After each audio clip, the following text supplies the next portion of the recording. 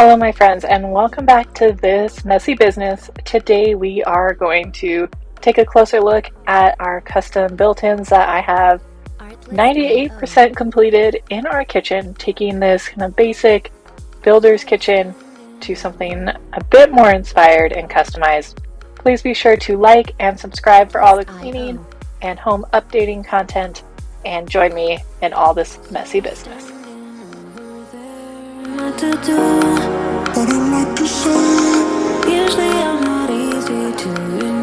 Here is the real estate photos from the before. You can see the light fixtures and the backsplash tile. And here's our inspiration for the kitchen. I don't have videos, but there are these photos. And this is kind of where we started. So if you've watched my first video, you saw some of the same footage. But this is from when we were initially getting started back in February. I think is when I purchased everything for this install. If you want to see what we did with the actual kitchen space, please go and take a look at one of my earlier videos, my very first video about updating our 90s kitchen. And this was what was advertised as the dining room, and we have decided that there's no way we will ever use this as a dining room beyond the bar stools at the counter. So we decided to take this space here so you can kind of see we're cleaning it out. I've got my helpers, my little dogs, and it's literally a blank slate. And I saw that inspiration photo on Instagram. I have not been able to find the creator, so I hope I have it saved somewhere so that I can tag them in this, or at least drop the link so you can kind of see where it originated. They did something very similar where they took the cabinets all the way up to the ceiling and they put that in their dining area and then painted it. So we did, basically a similar thing. I mostly did this whole thing. I probably should have done a little bit more work in terms of building a base and some of those pieces, but the hope is that this isn't going to be permanent. So here is where I was painting the cabinets for the kitchen, which I also was painting most of these cabinet doors. You'll see in some of the footage that I actually forgot to paint one whole door. I'm not sure what I did. I think I had it flipped the other way and was like, oh, that must be the back. But I just completely forgot to paint one whole door. I did get that done. I promise. All the doors are painted. But here's where I was patching and repairing some of the cabinets in the main kitchen area to make sure that everything had a smooth finish. I was really lucky that when they redid this kitchen, there was a kitchen fire, I believe in the early 2000s or late 90s. When they were doing the kitchen, they did get to put in some really great high quality cabinets. So they're very traditional, simple shaker style, which I adore. That's probably my favorite shape. And they, are very classic. It's just the oak color and the backsplash weren't my favorite and didn't really match the style or the vision that I have for our house eventually. So here on the left, you can see that we have built all of the bookcases. So they are Billy bookcases from IKEA. I was able to get all of the cabinets indoors for about $560. So we did use some tax return money. I used some of the money I made from teaching bar classes to kind of fund that project. And I used bin primer, which I highly suggest, but I also suggest making sure that you really kind of dig into sanding down some of the plastic coating on those doors. That really helps too on the IKEA doors. Here is the side of the kitchen that we were able to get finished. So you can see where we replaced the light fixtures. They no longer look like urns or weird flower pots hanging from the ceiling.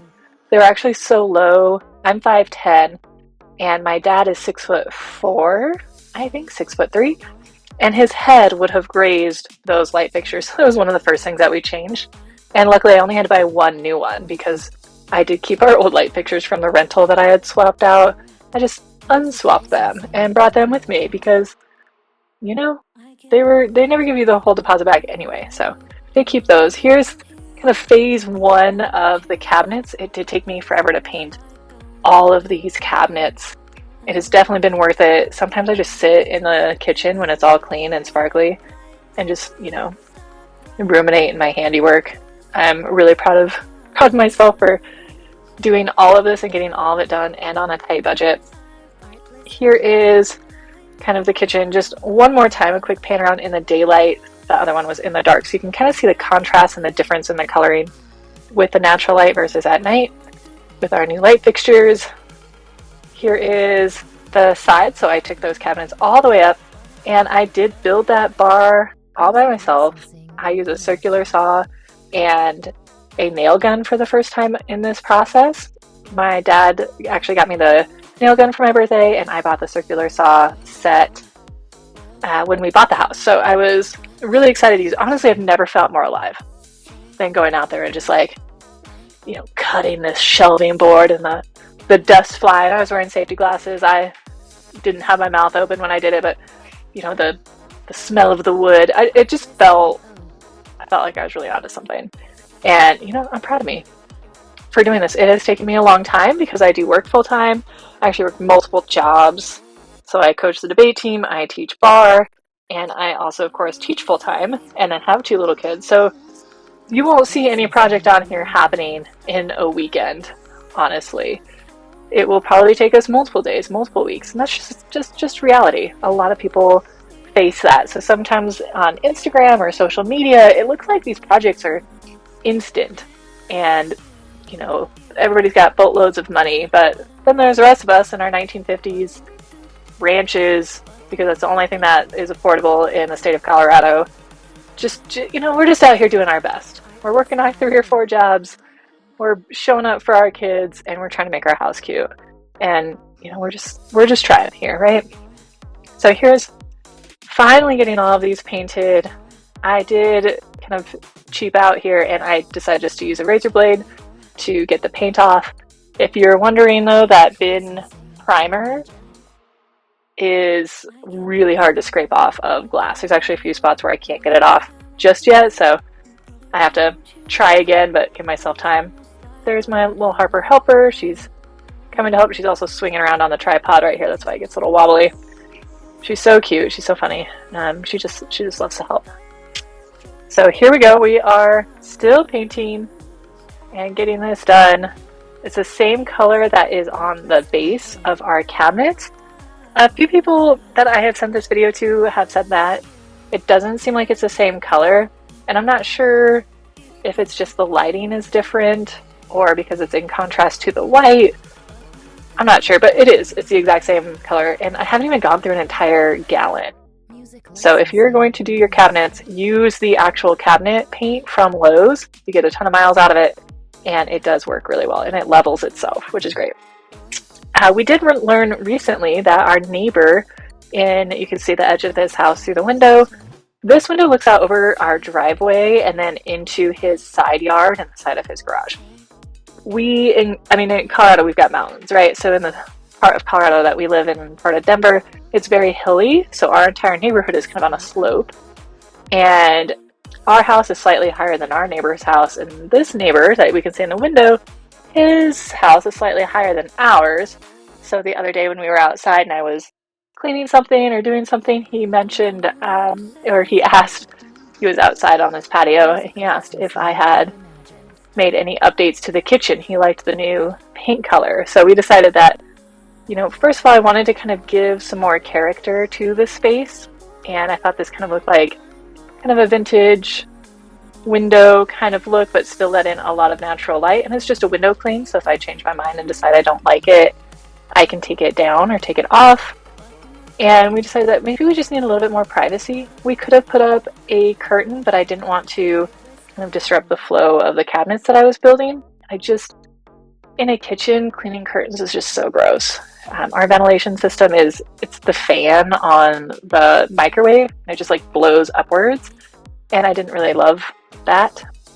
So we did install that. I felt actually a lot better after we had it up. And it does kind of give that character that we're looking for. I still haven't decided what I want to do with the trim. It's the only trim in the house that looks like this, but these 2 windows do match, and it's got a lot of like grooves and ridges. They are Pella, I think is the brand windows. So they're really high quality. So I do need to check and see if I paint them, if that like ruins some like outstanding warranty or something. So we're just holding off. I don't love the honey oak. I never have. But we're just leaving it for right now until I do a little bit more research. I did want to decorate the inside of these cabinets now that I have them. I'm very sentimental and I love collecting different items, especially from family members or thrifting, antique shops. So all of the things that we have in these glass cabinets have a story. The bottom half still need to be organized. That is on the summer project list, so keep an eye out for a video about that. All of the kitchen cabinets, honestly, I need to empty them out and I need to put in some organizational systems. There's maybe 2 cabinets that actually make any sense and work, and it needs some work. So join me here as we decorate these cabinets and kind of go through. I'll show you some of the items that I'm really excited about to be able to display.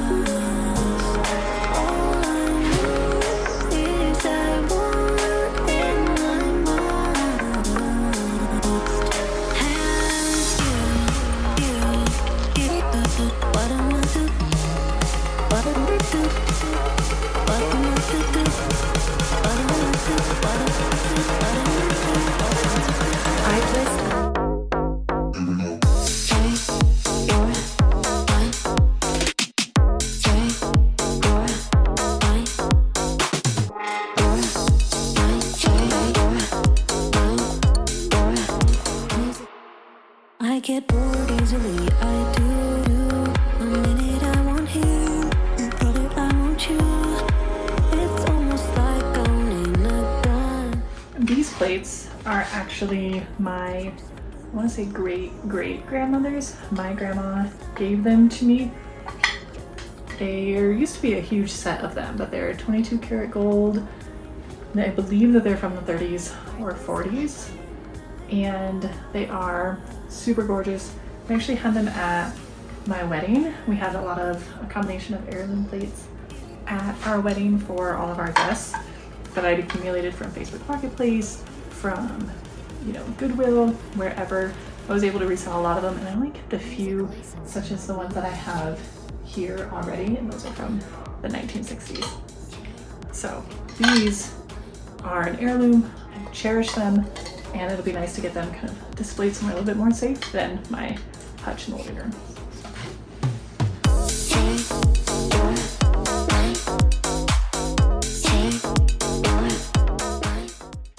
And then these were also my grandmother's from her 30th wedding anniversary with my grandpa. I actually just found these really great candles at the thrift store. They do need to be polished, but I kind of like the tarnished look actually. But we'll get some polish ordered on Amazon so that we can get those cleaned up. I was able to get a lot of her silver after she passed away in December, and I'm just really, really excited that I get to display it. When I unwrapped all of it, it was in its original boxes. She had actually packed it up in 1995, and that was the last time any of this had been out in the world. So it's been 30 years about since all of it has been packed up. So it's just really special to be able to display it.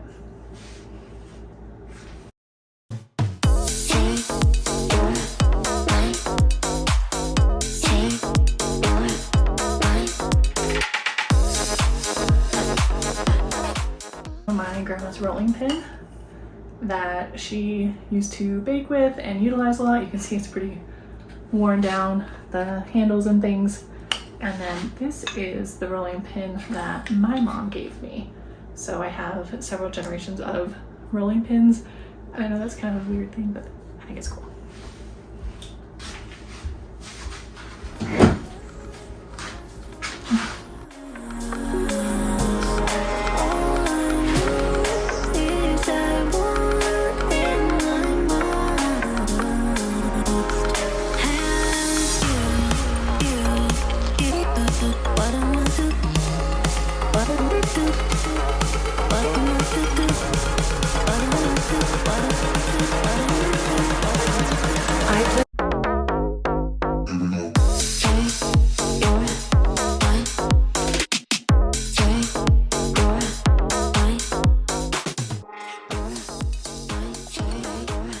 So as I was decorating this, one of the things that really stood out to me is just how many cool pieces I have collected over the years. I moved out of my parents' house when I was 18. I turned 18 in April. I graduated high school in May.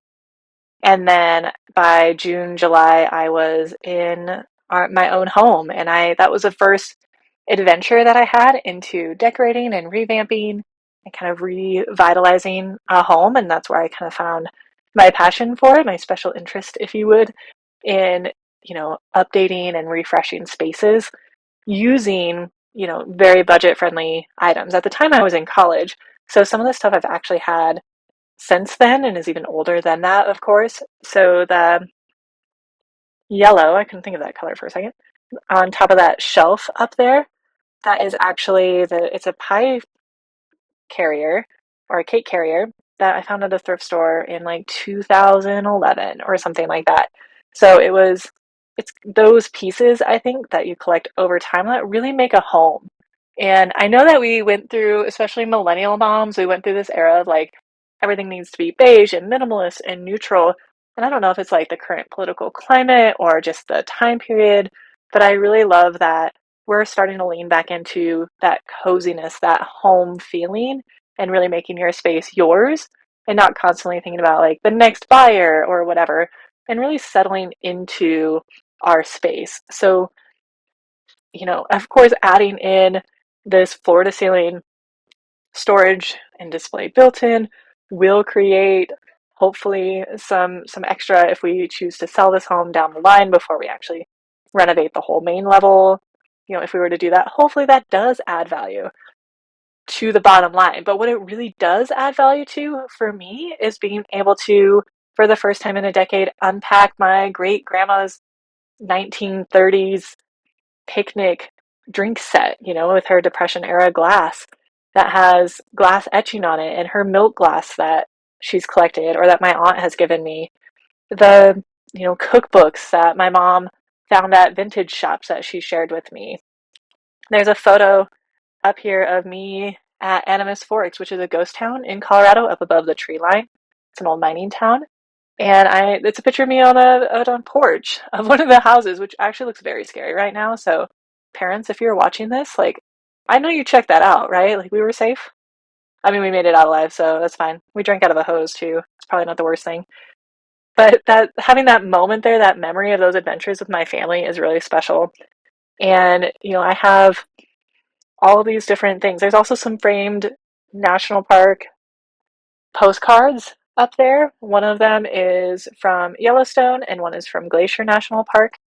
And in 2004, I started collecting those postcards, especially vintage ones, from the national parks because my parents took us on road trips in the summer. We didn't go, we weren't on Disney cruises. We weren't on any of those things. We were adventuring into the wilds and kind of taking these wild road trips in the summers. And I love that. I love road tripping with my kids now. I also have a Mount Rushmore one from the day that my husband and I got engaged. We actually got engaged at Mount Rushmore because, I'm an English teacher and I love to teach rhetoric. My master's degree is actually in communication and composition, and I coach the debate team and I coach Lincoln Douglas debate. So it's a whole thing. Our son's name it's weird. Our son's name is Lincoln. And I know that that's weird, but my husband actually proposed at Mount Rushmore in front of the man himself, Abraham Lincoln. And so I collected a postcard from that and had it stamped while we were there. It was August 17th, 2017, I think, is when we got engaged. So it's special, I think, to have some of these pieces. And they don't need to be from Pottery Barn. They don't need to be from Urban Outfitters or Restoration Hardware. These are from my family members. These are pieces that have memory and meaning attached to them. And like, I like to have them arranged aesthetically, right? Like I have my grandma's glassware up there. And so here it is. Here is my collection of all of my favorite memories and pieces. And we have so many more things, so many more adventures to go on in this house. So if you love seeing these updates and these changes that we make on a budget, please be sure to like and subscribe. Thank you so much for joining me today.